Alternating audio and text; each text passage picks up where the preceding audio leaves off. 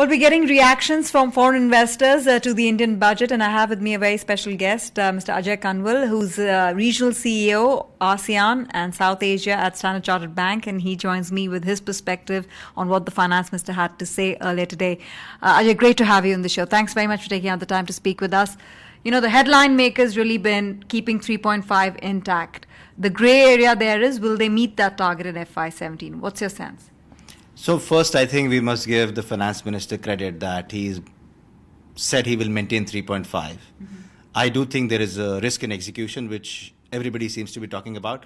But I'd rather take the risk in execution rather than take a weaker number. So from my perspective, I think it's fabulous he's done 3.5. I do think that it gives us an opportunity now to think about rate cuts, because that clearly is the next option, which is if you're maintaining financial discipline, inflation is managed, then let's now think about rate cuts. So I do think that's a very good move. But how much can rate cuts do the trick, which we've already not seen come by through the 125 basis points that have been given to the economy? So, it's monetary policy support, but there's also fiscal measures that need to be put in place to push the economy. So I think on rate cuts, really, I feel that, to make India competitive, there is clearly a longer-term journey of bringing down the whole cost of doing business in India. Interest rates is one factor. I think where inflation is, and with fiscal deficit being maintained, I think better chance of rate cuts. I think the big thing is, how do you make the rate cuts pass through? Both to the banking system, which we should see on the government yields, and then to the clients. So I think those are two key pieces. But, let's look at any budget. Budget is not like a one-year answer. So I think a budget is a journey in a series of steps you need to take. I felt the finance minister has been pretty consistent and in the right direction. Will one budget solve it all? Certainly not. But I think a few right steps certainly has been taken. But what are you expecting in terms of monetary policy support from here on? You said rate cuts. How many rate cuts do you think would infuse that confidence that, yes, things can look up? Because transmission, like you said, is a problem. So, yes, the government has kept to its target. They are managing their finances in a disciplined manner. But how much can the RBI do to push growth? So I think two things. One is India as an economy is ready for the interest rate cut environment. I think the budget helps it. I think the other thing I would watch is what happens globally. So I think the big thing is, does the US have the one increase possible? What happens to the China interest rates? So I would not hazard a guess of how many interest rate cuts, because if I was sitting in the governor's shoes, I would make sure I understand what India is doing, what's happening globally, and I take it. China they've cut the reserve requirement ratio again. They're in easing mode, so they are successively coming out, and they've already indicated to the market that we are going to go lower on rates. We're going to go lower in terms of infusing more liquidity into the economy. So that's well documented. What would be the response, an apt and prudent response at this point in time? So my own sense would be we will need a small dose of that ourselves back in India, and I think that will help a lot. And sometimes it's not about the quantum of cuts, it's about the confidence it infuses or the direction it sets. So yeah, my take is not getting so focused on how many cuts, but one cut, getting the direction right, making sure it passes through, I think will be very good. Why will achieving 3.5 be such a challenge? Many are questioning the revenue growth target of 14% for next year being a bit difficult, a bit ambitious. Do you feel that as well? Listen, I haven't read through all the details, but my little sense is some of the gains are a little bit transactional or episodal, So on the gain side, or where do you get, how do you meet your deficit, it does seem to me that we have a little bit of chunky answers and not regular flow-through answers. And that makes me feel a little bit nervous about the 3.5 being maintained. What about nominal growth of 11%? That should be reasonable, is my view. Okay. That should be reasonable. But you should watch the execution of maintaining 3.5, because the risk we run is we are not maintaining the revenue side. We may cut the expenditure side, and we may see a drop in capex. So that bothers me a bit. You were talking about the tax amnesty, which perhaps has been an innovative addition this time around. That could bridge the gap in terms of getting additional revenue via the tax route? Yeah, so I think the tax amnesty, to my mind, is a very good idea. In many ways, not deciding whether we should introduce it now or next year, but I think really, getting more people in the tax net, getting more money in the real economy is valuable. I think really that's one area the finance minister should press very hard. Not only is money coming in this year, but what it does to new people entering the tax bracket or the tax net over a longer period of time is also very valuable. So if you ask me one real interesting event that could happen, which would be very positive, would be really making that scheme work very hard. So I would really hope that that is something that we focus hard on, make sure we advertise it enough and get a lot of tax, more tax into the system. The third leg is, of course, one is on managing the finances and pushing growth. The third aspect is the health of the banks.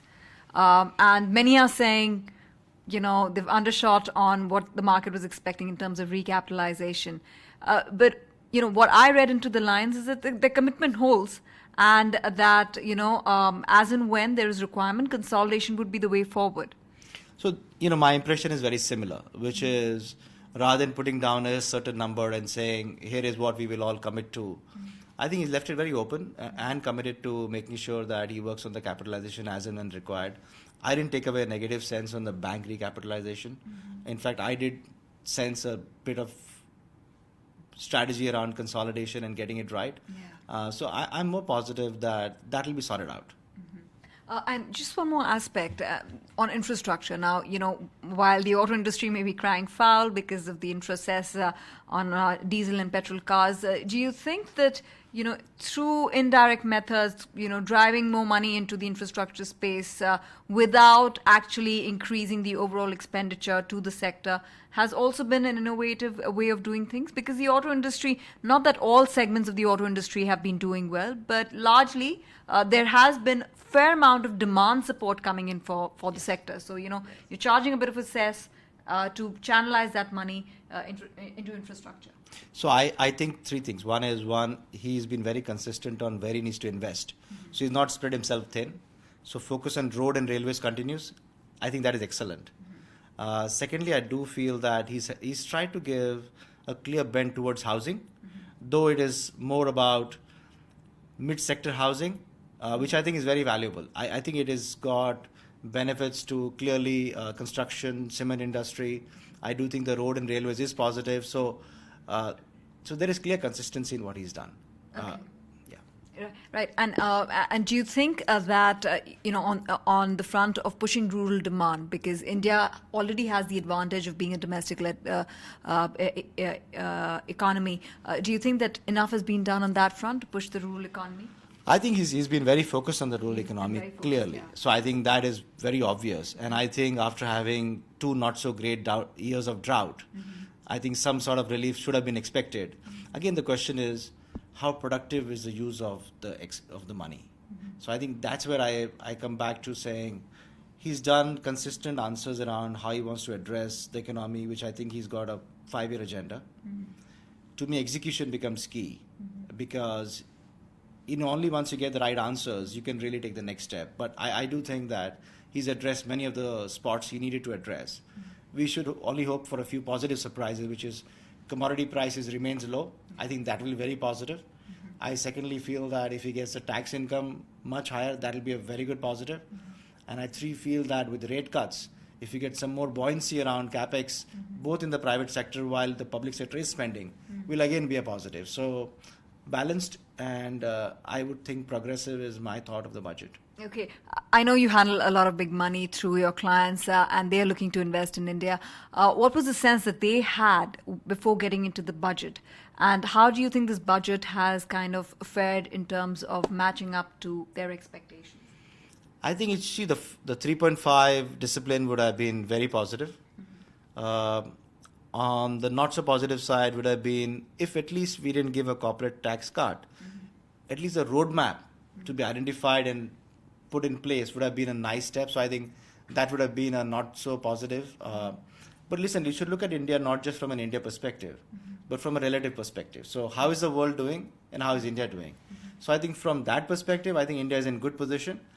And the budget actually keeps us in that mode. So the budget doesn't really put us in a position saying, oh, India look positive before the budget, after budget it looks not so great. So I think that we should take away saying India does maintain its position as one of the brightest spots in the world, both of growth, of fiscal discipline and opportunity. So yeah, we can argue whether it's perfect or not, but I think if you take on a very macro basis, I think it's positive for India. You know, a week going into the budget, and I'll just wrap up with that question. A week going into the budget, the expectations were very low because the global environment start of the year has been very turbulent.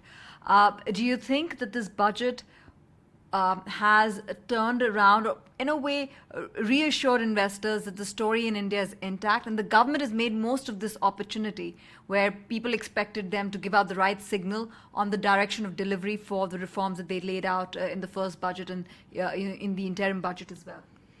Yeah, so, if one would describe it, I think at this point of time in the world economics, what you need is a steady hand. Mm-hmm. So I think this budget shows that we have a steady hand. Mm-hmm. It shows that we're not reacting to a single year opportunity, but we're reacting to what we think we should do over a multi-year period. Mm-hmm.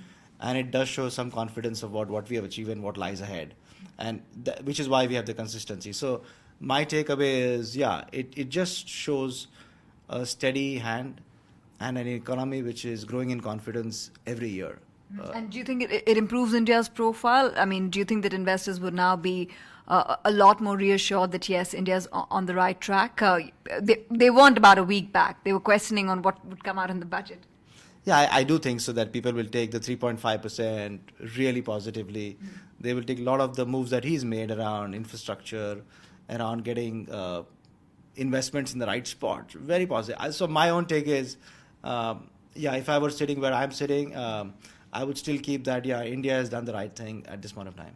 All right, Ajay, we leave it at that. Thanks very much for joining us and giving us your views. That's Ajay Kanwal saying he's positive about the India story from here, and the budget has delivered pretty much on expected lines as far as foreign investors are concerned. Find us on Facebook at facebook.com/ETNow, and don't forget to click the like button. You can also follow us on Twitter at ETNowLive. To stay updated with all our programming, hit the subscribe button on our YouTube channel by logging on to youtube.com/user/ETNow.